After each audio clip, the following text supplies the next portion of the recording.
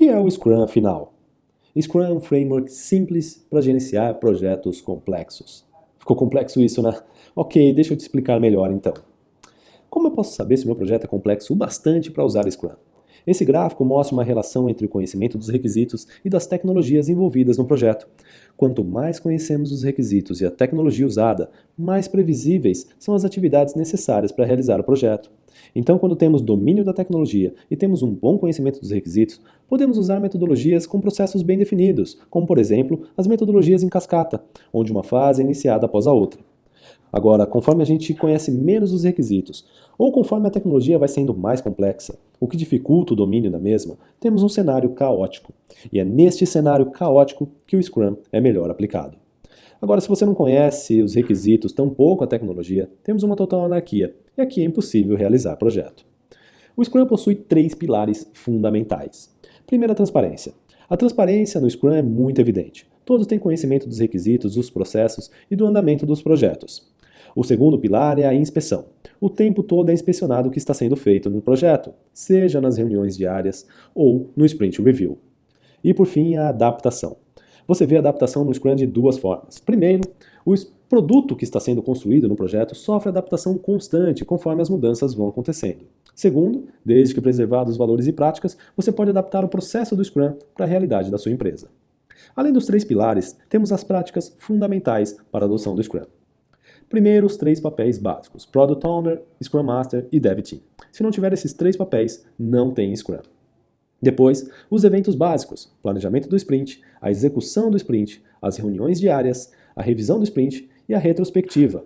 E, por fim, estes são os artefatos gerados: o Product Backlog, o Sprint Backlog e a entrega parcial do produto. Vamos entender melhor o que é cada um desses itens. Primeiro, os papéis. O Product Owner é o ponto central com poderes de liderança sobre o produto. Ele é o único responsável por decidir quais recursos e funcionalidades serão construídos e qual a ordem que eles devem ser feitos. É responsabilidade dele manter e comunicar a todos os outros participantes uma visão clara do que a equipe Scrum está buscando alcançar no projeto. É ele quem prioriza os itens do Product Backlog. O Scrum Master é o responsável por ajudar a todos os envolvidos a entender e abraçar os valores, princípios e práticas do Scrum. Ele tem que conhecer muito bem o Scrum. O papel dele é agir como um coach, executando a liderança do processo e ajudando a equipe a desenvolver sua própria abordagem do Scrum. O Scrum Master também tem um papel de facilitador. Ele não é chefe de ninguém. Por fim, o Dev Team. O Dev Team são as pessoas que de fato vão construir o projeto. No Scrum, quem decide como fazer as coisas é o time, e não um gerente ou qualquer outra pessoa. A ideia principal é que a equipe se auto-organize para determinar a melhor maneira de realizar o trabalho para atingir a meta estabelecida pelo Product Owner.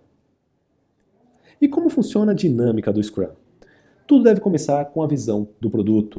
O Product Owner é o responsável por prover esta visão, que pode ser um business case, um blueprint de projeto ou qualquer outro tipo de macro planejamento.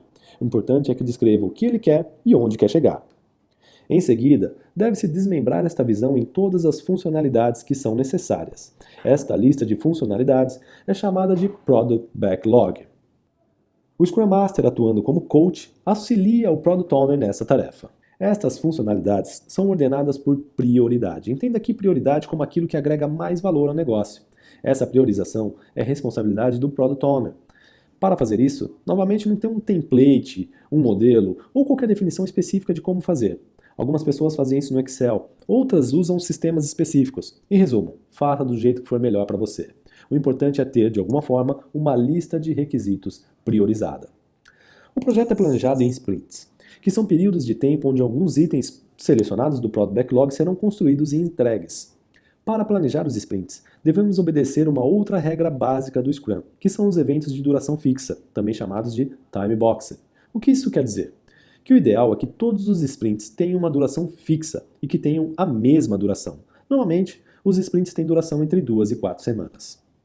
Antes de cada sprint começar, é feita uma reunião de planejamento dos sprints, também chamada de Sprint Planning, onde é criado o backlog da sprint. Com base na capacidade e velocidade da equipe Scrum, é definido quantas funcionalidades podem ser completamente construídas no tempo do sprint. Vamos entender então como funciona essa dinâmica.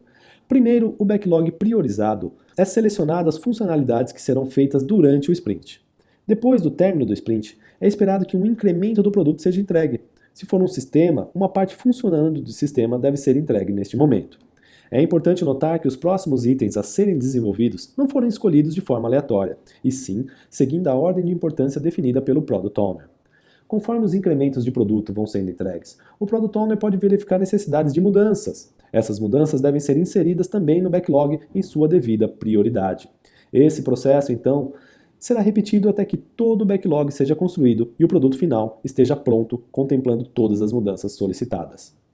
Todo dia é feita uma reunião de 15 minutos, onde cada membro do time deve responder a 3 perguntas básicas. O que eu fiz ontem, que ajudou o time a atingir a meta do sprint?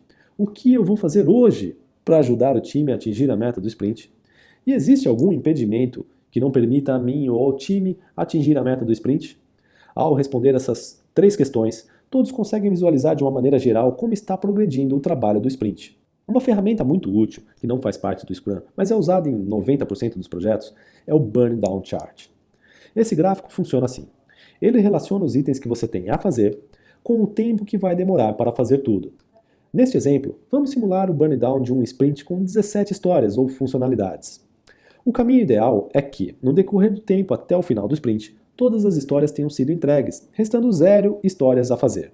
Esta é a linha de progresso ideal, no qual devemos comparar o realizado para saber se o sprint está caminhando bem ou não. Vamos simular agora as 17 histórias e traçar a linha real do projeto. Imagine que, conforme os dias vão passando, você consegue entregar 6 histórias e ficar com 11 histórias restantes. Neste exemplo, como a linha está abaixo da linha ideal, significa que, neste momento, o seu sprint está adiantado, ou seja, entregou mais do que era esperado para este momento. Se continuar assim, terminaria antes da data planejada. Porém, imagine agora que, no passar dos próximos dias, você consegue terminar mais uma história somente, ficando com 10 restantes, e acima da linha ideal. Isso significa que você está atrasado, ou seja, não conseguirá terminar tudo a tempo se continuar neste ritmo. Mas, com base nesta informação, a equipe acelera no final e consegue entregar tudo até um pouco antes do tempo.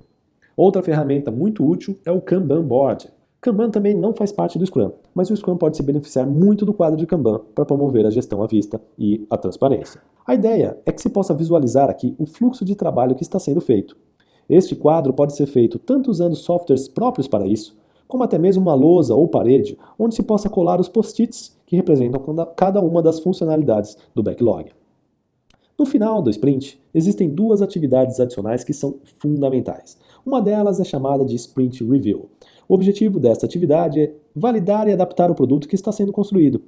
É verificar se o que está sendo feito está de acordo com o esperado. É a apresentação daquilo que foi feito no sprint. E é aqui que surgem as mudanças. E é aqui que o Product Backlog é atualizado. Enquanto o objetivo do Sprint Review é verificar necessidades de adaptação no produto, a retrospectiva tem como objetivo verificar necessidades de adaptação no processo. É aqui que a gente vai ver o que foi feito, que foi positivo, e o que foi feito, que foi negativo, o que devemos melhorar e o que devemos parar de fazer. Para entender o fluxo todo, temos essa figura que é bem conhecida. Tudo começa com a visão, ou esboço inicial, isso se desdobra em um Product Backlog. Esse backlog sofre o grooming, que é a sua priorização ou estimativa de tamanhos. Depois, durante o planejamento do sprint, cria-se o Sprint Backlog, que é a lista de histórias que serão criadas durante o sprint. O sprint tem entre 2 e 4 semanas e todos os dias, no mesmo lugar e horário, o Daily Scrum acontece com as suas 3 famosas perguntas e ao final do sprint temos o produto ou funcionalidade concluída. É isso aí. Se você se interessou e quer saber mais sobre Scrum, acesse www.mindmaster.com.br. Obrigado e seja ágil.